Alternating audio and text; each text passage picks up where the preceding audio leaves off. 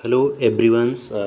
आज की क्लास में जो प्रीवियस लेक्चर में हम लोग पढ़े हैं सेगमेंटेशन में जितना भी मैंने पढ़ाया है उसी के बारे में डिस्कशन होगा। कुछ अलग से यहाँ नहीं पढ़ाया जाएगा क्योंकि कुछ कुछ लोग कह रहे थे सर समझ में नहीं आया है, तो मैं उसको दोबारा एक्सप्लेन कर दे रहा हूँ ना। और ध्यान से समझिए, देखो इतना मेहनत से पढ़ाया जाता है आपको, तो लेक्चर को थोड़ा सिंसियरली लीजिए, समझ रहे हैं ना। और ऐसे हल्के में मतलब आधा आप लोग 2 मिनट देखे उसके बाद बंद कर दिए तो ऐसे नहीं समझ में आएगा ना। चीज़ें आपको समझने के लिए आपको ध्यान से सुनना पड़ेगा, उसको लिखना पड़ेगा, समझ रहे हैं ना। ऐसी चीज़ें नहीं समझ में आएगा। देखो इसमें कुछ नहीं है, मैंने सेगमेंटेशन बताया था। सेगमेंटेशन के बारे में हमको क्या बताया था कि बॉडी में बहुत सारे सेगमेंट होते हैं, समझ रहे हो। सेगमेंट किसको बोलते हैं? सेगमेंट मीन्स होता है खंड। बॉडी का कई खंडों में क्या होता है, डिवाइड होता है। और प्रत्येक जो वो खंड होते हैं, एक हम अगर एक वर्ड में बोले तो उसे सेगमेंटेशन कहते हैं। तो सेगमेंटेशन मीन्स बॉडी का कई खंडों में डिवाइड होना, समझ रहे हो ना। तो उसमें हेड होता है, थोरेक्स होता है, एब्डोमेन होता है, 3 रीजन होते हैं। ये भी खंडों में डिवाइड होते हैं। जैसे हेड है 6 है, थोरेक्स है 3 है, और एब्डोमेन अगर है 11 सेगमेंट में। टोटल 20 सेगमेंट होते हैं। और देखो प्रत्येक सेगमेंट का एक कुछ ना कुछ काम होता है। प्रत्येक सेगमेंट का कुछ ना कुछ वर्क होता है, फंक्शन होता है। तो वो जो वर्क करेगा, जो सेगमेंट जो वर्क करेगा, जो जिसका काम होगा, वो डिपेंड करेगा उसके जो कंट्रोलिंग पावर है, नर्वस सिस्टम पे डिपेंड करता है, समझ रहे हो। तो खैर छोड़िए, हम नर्वस सिस्टम की बात नहीं करेंगे यहाँ पे, क्योंकि आपको सेगमेंटेशन पढ़ना है। तो सेगमेंटेशन मीन्स बॉडी का कई सेगमेंट में डिवाइड होना। और उसमें मैंने बहुत सारे आपको सेगमेंट बताया था, जैसे प्री एंटेनरी बताया था, एंटेनरी बताया था, मैंडिबल बताया था, मैक्सिली बताया था, लैबियम बताया था, समझ रहे। ये सारे सेगमेंट हैं। ये हेड के सेगमेंट है, समझ रहे हो ना। और थोरेक्स में जाओगे, प्री थोरेक्स, मेजोथोरेक्स, मेटाथोरेक्स, समझ रहे हो ना। और प्री थोरेक्स, मेजोथोरेक्स और मेटाथोरेक्स पे तुम्हारे एक एक जोड़ी क्या करते हैं, पैर पाए जाते हैं, समझ रहे हो। और मेजोथोरेक्स और मेटाथोरेक्स पे 1 पेयर्स क्या होते हैं, या 2 पेयर्स क्या होते हैं, विंग्स पाए जाते हैं। 1 पेयर्स क्या पाए जाते हैं, विंग्स पाए जाते हैं। या ये कंबाइनर रूप में कहेंगे तो 2 पेयर विंग्स पाए जाते हैं, यानी 4 विंग्स होते हैं, समझ रहे हो ना। तो ये सेगमेंटेशन मीन्स बॉडी का कई सेगमेंट में डिवाइड होना। और देखो इसमें पिछली क्लास में मैंने आपको स्यूचर के बारे में बताया था। तो स्यूचर क्या है? Suture is a line. तो स्यूचर को आप ये जानिएगा, suture is a line the divided the scleroid governing by this sutures, समझ रहे हो ना। suture is the line the governing by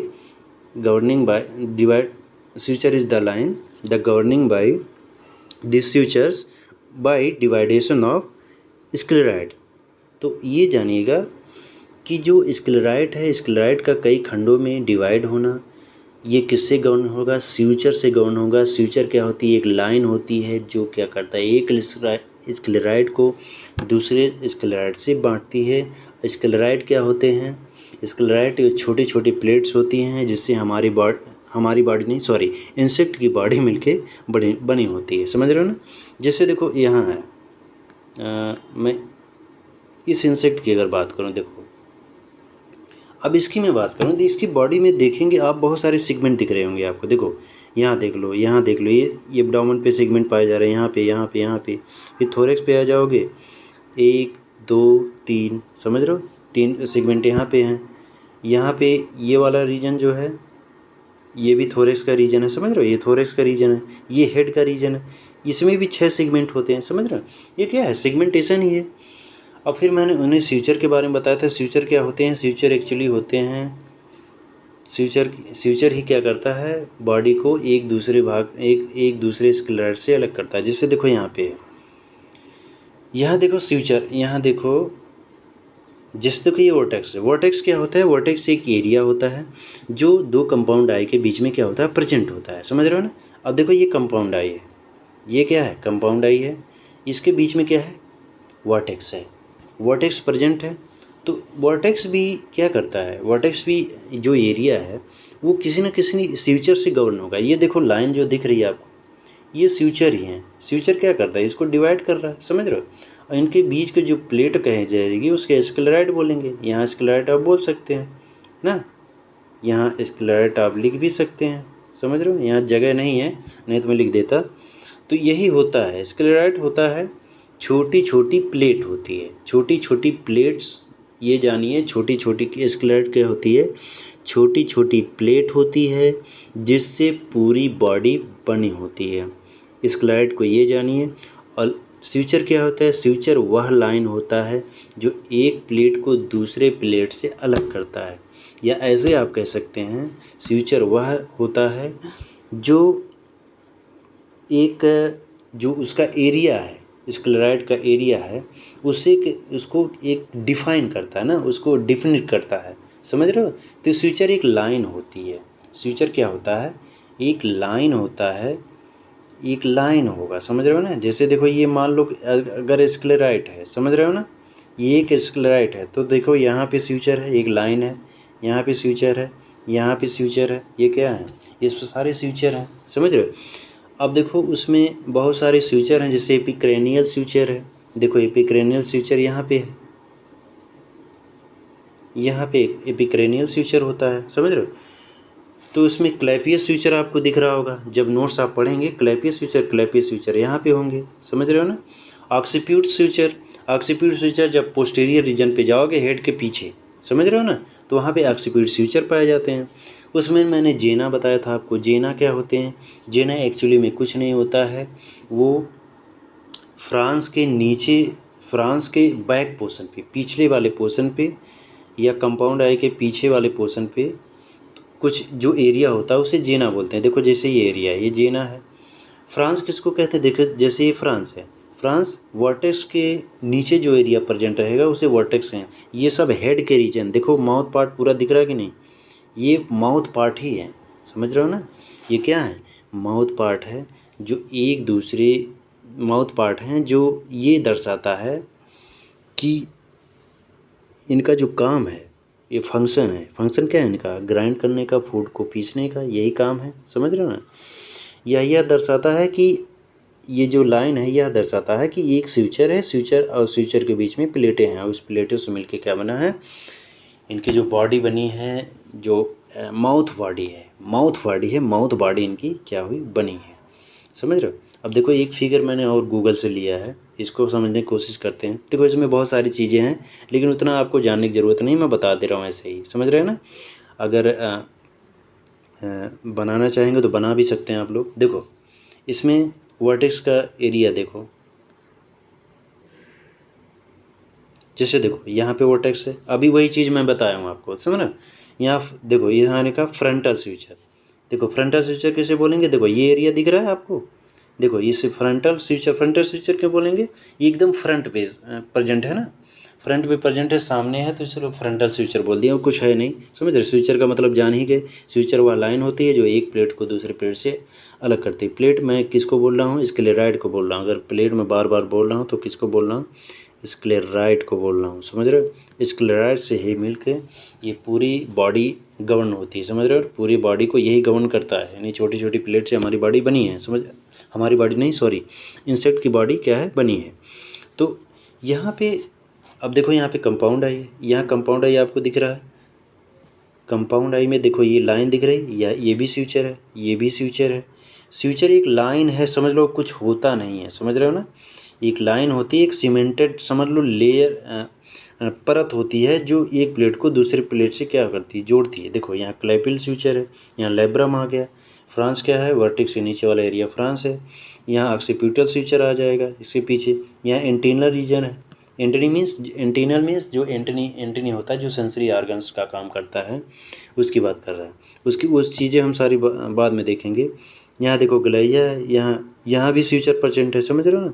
तो स्यूचर कुछ नहीं होता है, suture is a line the governing the every plates of the body of the insect, समझ रहे हो ना। इसका एग्जांपल आप तो वर्टेक्स पे देख ही सकते हो, समझ रहे हो ना। और क्या चीज़ें मैंने बताई थी इसमें, और मैंने माउथ हेड के बारे में बताया था, देखो जैसे देखो इस फिगर के माध्यम से मैं बता देता हूँ। देखो हेड के बारे में हाइपोगनेथस बताया था, प्रोगनेथस बताया था, और ओपिस्थोगनेथस बताया था। तो हाइपोगनेथस में मैंने बताया था ग्रासहॉपर में पाया जाता है, जैसे ये देखो ये है हाइपोगनेथस। तो इसमें जो हेड होगा बॉडी के एकदम वर्टिकल होगा, ये वर्टिकल है, बॉडी ऐसे क्षैतिज है। ये क्या है, एकदम वर्टिकल है बॉडी की। अगर ये हॉरिजॉन्टल है तो क्या है, ये वर्टिकल है, समझ रहे हो ना। तो इसको क्या है, इसको क्या बोलते, इस टाइप के जो हेड पाए जाएंगे उसको हाइपोगोनाथस बोलते। प्रोगोनाथस किसको कहते हैं, जैसे देखो ये बॉडी जो है, देखो जैसे ये बॉडी है, बॉडी ये है, बॉडी देखो ये ऐसे है, हॉरिजॉन्टल है, हेड भी क्या है, हॉरिजॉन्टल है, यानी बॉडी के अकॉर्डिंग्स दो सिमिलर पैटर्न पे होगा, समझ रहे हो। Pro means, prognathous means forward, forward means किसके फॉरवर्ड, बॉडी के फॉरवर्ड। फॉरवर्ड की अगर बात करें तो सिमिलर पैटर्न में होंगे, जैसे जैसे बॉडी एकदम सीधा है वैसे हेड भी एकदम क्या होगा, सामने होगा। इसमें देखो माउथ पार्ट कहाँ था, नीचे था, इसमें माउथ पार्ट कहाँ है, सामने है। अब इसका देखो एक एग्जाम्पल और है, जैसे देखो मैं इसकी बात करूँ, ऑपिस्थोगोनाथस में क्या होता है, ऑपिस्थोगोनाथस उसे बोलते हैं जिससे देखो बॉडी माउथ पार्ट जो है, हम लोग हेड पढ़ रहे हैं, सॉरी माउथ पार्ट की बात नहीं करेंगे। हेड, हेड क्या है, हेड पूरा एकदम डाउनवर्ड होता है, समझ रहे हो। जो हेड में इस टाइप के जो हेड होंगे, जो इसमें माउथ पार्ट होगा एकदम पूरा डाउनवर्ड मूवमेंट होगा। जैसे देखो जहाँ पे देखो ये वाला पोर्शन, अगर ये वाला पोर्शन देखा जाए, जैसे देखो ये वाला पोर्शन क्या है, देखो एकदम नीचे की तरफ है, देखो जबकि इसके माउथ पार्ट कहाँ है, एकदम नीचे तो है, लेकिन एकदम बैक नहीं मूवमेंट है, पीछे की तरफ नहीं है, समझ रहे हो। इसमें क्या है, पीछे की तरफ है, समझ रहे हो। इसमें क्या है, नीचे की तरफ है, डाउनवर्ड है। इसमें क्या है, बैक है, एकदम पीछे की तरफ है। इसमें क्या है, सामने है। तो तीनों में डिफरेंसेस हैं। इसमें क्या है, माउथ पार्ट अगर है, अगर माउथ पार्ट देखा जाए तो एकदम पीछे की तरफ नीचे से बेंडिंग के हुए दोनों लेग के जो फर्स्ट लेग होगा, फोर लेग, उन दोनों के बीच में जाके प्रेजेंट होगा। इसका एग्जांपल मैंने ग्रास हॉपर बताया था, इसका एग्जांपल बीटल्स मैंने बताया था, आर्थ्रोपोड जैसे क्लिप्टोराइड्स जो इंसेक्ट होते हैं, आर्थ्रोपोडियंस जो भी होंगे उसमें ये आएंगे, जिससे ग्रास हॉपर है। इसमें जो ओपिस्थोगोनाथस में कौन सा आएंगे, बग्स आएंगे, समझ रहे हो ना। ये सारी चीज़ें मैंने बता दी थी आपको, वही चीज़ें फिर बार बार मैं बता रहा हूँ, समझ रहे हो शायद। अब देखो मैंने थोरेक्स में बताया था, देखो थोरेक्स में मैंने बताया था, अब नोट्स में मैं देख के बताऊँ तो ज़्यादा अच्छा नहीं लगता, लेकिन चलो अब नोट्स आपके सामने है, लेकिन नोट्स पे ध्यान मत दीजिएगा, मेरी बातों को सुनिए। देखो पहली बात टैग्मा जानिए, टैग्मा क्या होता है। टैग्मा मैंने क्या बताया था, टैग्मा वो बॉडी रीजन्स होता है, जैसे किसी बॉडी रीजन की बात करें तो उसे टैग्मा से हमने डिनोट कर। जैसे मैं अगर प्रोथोरेक्स की बात किया तो प्रोथोरेक्स क्या है, एक टैग्मा है, एक बॉडी रीजन है, समझ रहे हो ना। मेजोथोरेक्स की बात किया तो मेजोथोरेक्स क्या है, एक क्या है, बॉडी रीजन है, समझ रहे हो। वो भी क्या बोलेंगे, उसको क्या बोलेंगे, टैग्मा बोलेंगे। तो थोरेक्स में मैंने ये आपको बताया था, थोरेक्स में तो थोरेक्स से 3 भागों में डिवाइड होता है। उस पर लेग कंटेनिंग होता है, विंग कंटेनिंग होता है। विंग्स किस पे प्रेजेंट होगा, विंग्स प्रेजेंट होगा मीजो पे और मेटा पे। लेग किस पे होगा, प्रोथोरेक्स, मेजोथोरेक्स एंड मेटाथोरेक्स पे लेग्स प्रेजेंट होंगे, समझ रहे हो ना। ये सारी चीज़ें मैंने बताई थी आपको। फिर मैंने ये बताया था कि इसमें जो है कुछ जैसे स्क्लेराइड होते हैं, जैसे स्क्लेराइड की बार बार जिक्र देखो आ रहा है, इसलिए स्क्लेराइड ध्यान से समझिए। स्क्लेराइड कुछ नहीं होता, प्लेट होता है। जो भी प्लेट होगा वो कहाँ पे किस जगह प्रेजेंट है, उस जगह के हिसाब से नामकरण कर दिया गया। जैसे देखो, जैसे जो भी प्लेट है, अगर जो डार्सल साइड में पाया जाएगा ना, डार्सल साइड की अगर बात करूँ, जैसे देखो डार्सल साइड किसको बोलते हैं, अब मैं ये भी समझा दूँ आपको फिर से, डार्सल किसको कहते हैं। देखो जैसे ये है, इसमें शायद ठीक से समझ में आया आपको। देखो ये वाला रीजन डार्सल कहलाएगा, ये वाला वेंट्रल,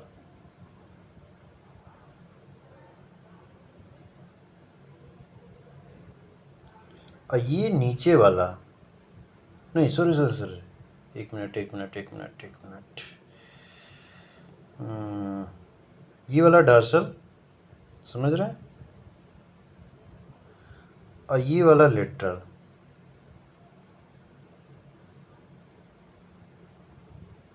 और नीचे वाला क्या होगा, वेंट्रल होगा। अब देखो ये जितनी भी डॉर्सल साइड हैं, वेंट्रल साइड हैं या लेटरल साइड है, इसमें प्लेटें हैं, समझ रहे हो, प्लेटें लगी हुई हैं, वही स्क्लेराइट लगा हुआ है। अब जैसे देखो डॉर्सल साइड में जो होगा, जो प्लेट होंगी, जो स्क्लेराइट होगा उसको क्या बोलेंगे, टर्गम बोलेंगे ना। आपके नोट्स में है भी, यहाँ पे जो होगा डॉर्सल साइड में, जैसे देखो नोट्स पे आते हैं, देखो देखो डॉर्सल साइड पे जो होगा उसको क्या बोलेंगे, टर्गम बोलेंगे। और जो वेंट्रल साइड में होगा स्टर्नम बोलेंगे, पिछली बार मैंने बताया भी था। और लेटरल साइड में जो होगा उसे प्लूरान बोलेंगे ना। ये सारी चीज़ें मैंने बताई थी। और देखो प्रोनोटम के बारे में मैंने बताया था, प्रोनोटम में मैंने क्या बताया था, प्रोनोटम अनडिवाइडेड प्लेट होती हैं ना, जो थोरेक्स रीजन पे प्रेजेंट होती हैं, समझ रहे हो। Thorax pronotum, notum means pro means पहले, नोटम मीन्स उस प्लेट की बात कर रहा है, समझ रहे हो ना। तो सेगमेंट की बात कर रहा है, जैसे फर्स्ट थोरेसिक सेगमेंट है, जिसे प्रोथोरेक्स बोलते हैं, विंग्स उसमें प्रेजेंट नहीं रहता है। तो उसमें देखेंगे जो प्रोनोटम होगा कैसा, तो प्रोनोटम कई शेप के होते हैं, जैसे देखो ग्रास हॉपर में सैडल शेप का होगा, समझ रहे हो ना। तो और काकरोच में सील्ड शेप का होगा, देखो इस यहाँ मैंने नोट्स में लिखा भी है, देखो यहाँ सील्ड शेप में होगा। तो इसके कई साइज भी हो सकते हैं, समझ रहे हो ना। अब देखो मैं इसको थोड़ा फिगर के हिसाब से आपको बता देता हूँ।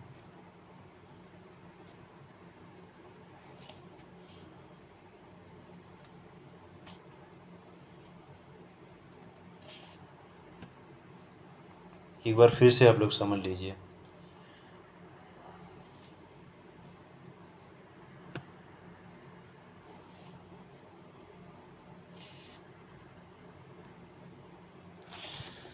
देखो प्रोनोटम मैं बता रहा था, प्रोनोटम एक्चुअली में होता क्या है, अब इतनी ध्यान से समझिएगा, समझ रहे हैं, बार बार लेक्चर बनाना पॉसिबल नहीं है इस पर।